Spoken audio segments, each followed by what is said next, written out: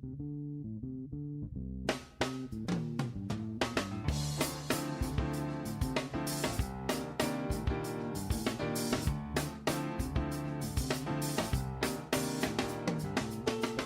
back to America's Commercial Real Estate Show. I'm Michael Bull. This segment is brought to you by CommercialAgentSuccess.com. If you're in the commercial real estate brokerage world, you got to check it out. CommercialAgentSuccess.com is the ultimate training for commercial brokers.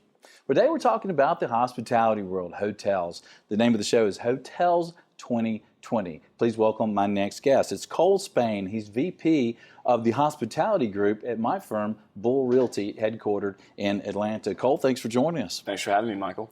Well, Cole, one of the things that we're often asked by sellers of all types of properties is, what should they do to their properties before they sell? And of course, with hotels and chains and flags, a lot of times there's some requirements for a PIP, right? A property improvement plan. And when you're advising hotel operators about selling their hotel, should they do the PIP right before they sell it, make it fresh, or should they wait and let a buyer take care of it? So, Michael, when I'm speaking with owners who are considering selling, I get that question a lot. And obviously it depends on the market, depends on the situation, the seller, the property itself. But generally speaking, we think it's best to let the next owner complete the PIP. We hear this from regional owner-operators who are looking to buy. We hear this from private equity groups. We hear this from REITs as well. So generally speaking, buyers like to see that upside potential there. There's always going to be something they think they can do better, than the previous seller. That's where they see a lot of value. And generally, the buyer pool for value add properties is a lot deeper than the buyers that are looking for stabilized, income properties. So generally speaking, I would let the next owner do the PIP. Situations where we do see current owners completing the PIP before selling is if they have an internal construction group where they can save money by doing the PIP themselves.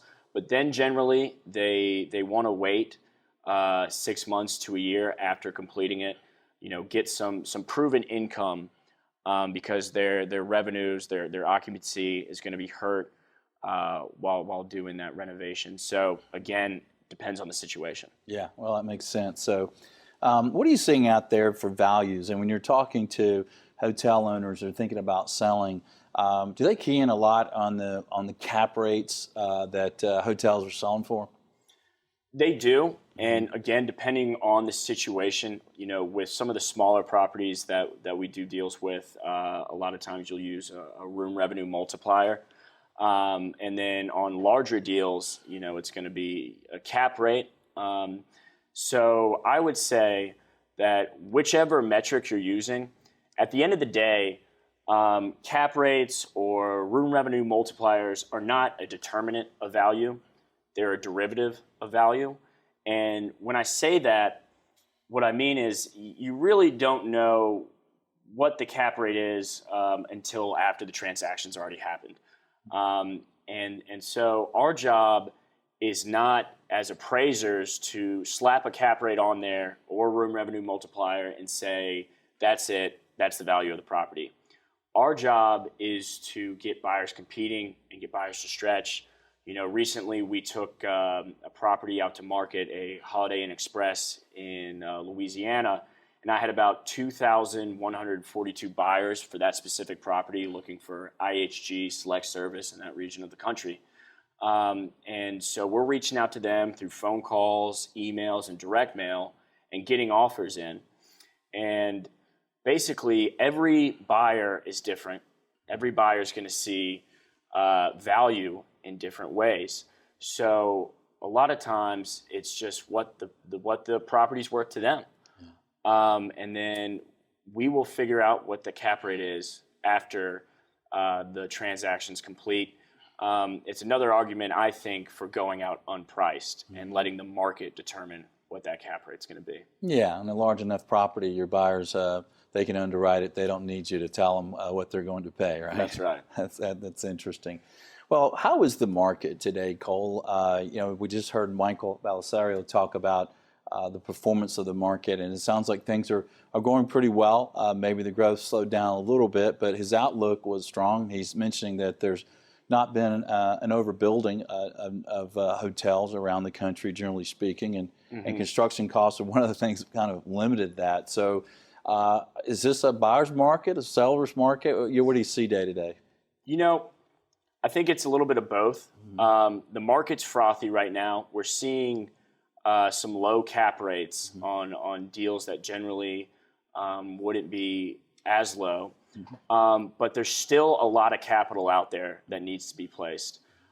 There's buyers that are hungry for deals. We were just up in New York at the NYU conference back in June, and everybody was scrambling around because they've got other people's money that they need to get placed. And there's still deals to be had. There's still transactions being done. Transaction volume has slowed down a little bit, but it's still very active. So I would say it's a seller's market, but for buyers, there are still good deals out there. Okay. And I was talking to Michael earlier about boutique hotels and how those are kind of gaining in popularity because they have that kind of local flavor. If somebody wants to buy or build a boutique hotel, I guess you got to get it in the right location that maybe has some flavor, right? Right, absolutely. So we're seeing them either in leisure markets or in, downtown, not necessarily central business district, but kind of those areas with a nice diverse mix of demand generators. Near sporting event venues, near a lot of great restaurants, F&B, but then also close to those commercial demand generators. And I think it's a really great option for independent hotel owners going with these soft brands. They get access to the vast central reservation system that the major brands have. For example, we sold the Peary Hotel in downtown Salt Lake. Very vibrant, growing area, young crowds. You got a lot of millennials who love the soft brands. And it was an Ascend collection by choice, and they're actually converting it to a Tapestry by Hilton. So it's a really great option, and I think there's going to be a lot of growth in that sector. Yeah, it seems like a great opportunity to improve performance, and as everybody wants that value add, right? And as you mentioned, find a way to run it better, and that seems to be and maybe one of the opportunities to do that. And is that something that also developers are looking to build new supply in boutique, or is that usually somebody renovating an older property? I think it started off more of the older properties renovating them.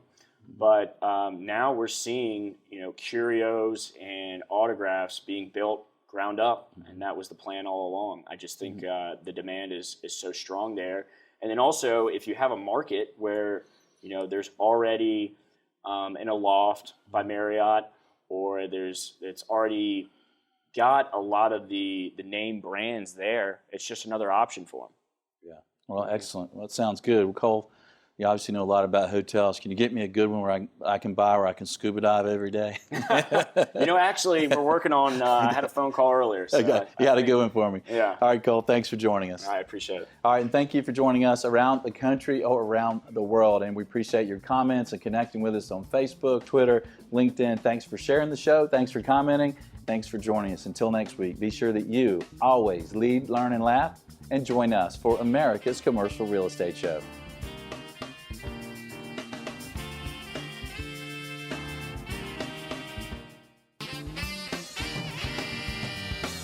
America's Commercial Real Estate Show is brought to you by Bull Realty. For customized asset and occupancy solutions, visit bullrealty.com. Commercial Agent Success Strategies. Incredible training for commercial agents. Visit commercialagentsuccess.com.